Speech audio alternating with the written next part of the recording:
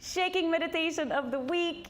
Let's take a moment to say hi to the girls that we have here in this space. As you guys can tell, we are very giggly right now. So social distancing is officially calmed down in Aruba, and we are allowed to be in the same space. So I'm really excited to have some physical people with me here today. So we have Maya and Cheryl, and I'm Rachel. This is Marlene, and this is Katrina. And we're gonna shake and we're gonna dance today. So I'm super, super, super excited and grateful that you guys are here. Super grateful. And grateful that you are here, of course. So a couple of logistics before we get started. So this actual practice, from the moment the music starts, we start shaking. It's gonna be about 45 minutes long. And we're gonna have a moment to first ground, to pull a card. I'm gonna give you guys the journaling prompt of the day, all of that in order. But just so you know, the moment we begin, if you wanna completely close your eyes and even forget that you have a device in front of you, or a camera or a phone or whatever you have in front of you in terms of your computer or however you're watching this right now. This is more about dropping into your own space than actually being guided from the outside, so to speak. So I love for the music to just take us. This is not going to be the kind of guided session the same way we would a yoga class where I talk all the time. There'll be minimal cues and maybe some moments where I bring the energy up or guide into the body a little bit, but trusting that your body really knows what to do when it comes to shaking, which is the coolest thing of all. So something I would love for you to prepare, if you don't have it prepared already, is make sure you have some space right now. That might mean pushing a little table over to a corner or moving some chairs out of the way or a carpet or anything, so you have a little bit of space to move.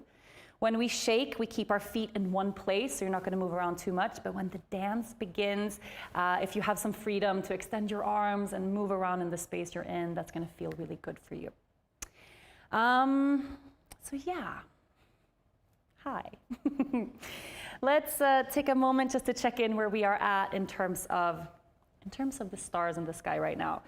So I don't know about you, but I had a very emotional Leo moon couple of days, and the moon has moved into Virgo today, and we have some interesting things happening in the sky. So I am gonna share what Cafe Astrology has to say about the moon and about the stars today.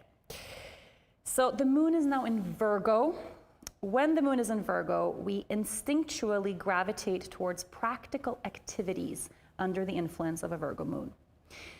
In an urge to set things right, we might find ourselves reorganizing and rethinking plans. Emotional satisfaction comes from solving problems, making order out of confusion, and also helping other people. Health matters might come into focus right now. We notice the smaller parts that make up the whole, and instead of letting nagging details bother us, we might work on ironing them out so we can feel more confident moving ahead with our lives. Okay, and for today, May 29th, so the moon has left Leo, entering particular and detail-oriented Virgo today. With both Mercury and Venus in minor challenging aspects to Saturn today, we might be keeping our emotional distance, and we can be a little bit self-protective. The negative possibilities can seem more prominent than usual today. Well, I felt truth there. The negative possibilities might seem more prominent than usual, which does help us see the flaws that need fixing, but it can also skew our judgment a little. There can be feelings of blockage and restriction today. The sun's sextile to Chiron, however, is more generous. It can help produce an opportunity to find a sense of purpose or a mission in our lives, increasing our confidence, possibly through our communication, business, or projects. The desire to learn and grow through experience and people in our lives is very strong and healthy. Problem solving is favored. We can feel a little more robust and empowered today. Tonight, we have a first quarter moon with a Gemini sun. There's a crisis theme whenever there's a quarter moon, as we feel compelled to take action. Shortly after, we are made aware of how our actions affect everybody close to us, perhaps through trial and error. Whatever project or initiative that we began around the new moon is now off the ground, and it may be facing its first obstacles. So we've had a lot of big moments of intention setting over the past couple of weeks. Seeing that we're kind of a week into the new moon cycle right now, you might be noticing that you have some things in the way, especially when we sit down and we dream and we set intentions and we want to call in all the things that we want out of life. It can be this beautiful space of just, think of all the things that I can create in my life. And then now, a week in, perhaps life has brought you some reality checks. Maybe you found yourself struggling a little bit if it's reintegrating into the world, as we are over here in Aruba, or maybe in terms of your business or relationships, little tweaking that we might need in order to feel really good right now. For me personally, this week has been a big week around body for me. I've felt really, really, really, really good in my body over the past months, like just nurturing myself, being home. And then I caught myself over the past couple of weeks, like, we are reintegrating into society again, looking at myself in the mirror going, that's not okay. Hey, maybe I should change something. I should fix something. And I can tell how my mind wants to kind of drop back into that judgmental place. And I decided right away that that is not a path I'm going to go down at all. And I've heard from so many of you guys also feeling that same way of how can I just continue to nurture myself without going back into that mind place of, but does this fit with what everybody else thinks is okay?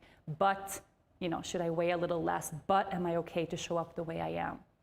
And it's been interesting how in isolation, we've all found those kind of unique, quirky, weird parts of ourselves where we give less fucks about what other people think because other people haven't been in our lives, right? So how can we keep the weirdness, keep the uniqueness, celebrate our bodies, allow ourselves to be the way we are also when we slow down, but then do that with other people in our space? So that's our challenge right now, or at least it's my challenge right now, and I'm sure you guys resonate. So I have a little journaling prompt that I think resonates. As usual, I am a Libra. I wrote many. I can't pick. So I'm going to pick this one that's speaking to me right now. To journal, I feel at home in my body when I feel at home in my body when You can write that at the top of a brand new page in your notebook. Give yourself a moment just to find the truth or the answer to that question. When do you feel truly at home and at peace in your body? What are those practices that you have that really take you from that place of judgment to that place of feeling? I feel at home in my body when Could be when you're with your kids, with your pets, when you're in nature, when you're dancing, when you're doing yoga, when you're shaking, which you're about to do in a moment. Give yourself a couple of moments just to define that, to get clear with that, and then hopefully this weekend, give yourself those practices. Come back to them again and again and again. All right. So if you are tuning in anywhere else, we are gonna all land on yogagirl.com. So if you're not there yet, if you're on YouTube or somewhere else, head over to yogagirl.com for the card and for our moment of shaking right now. So I have this brand new deck that is so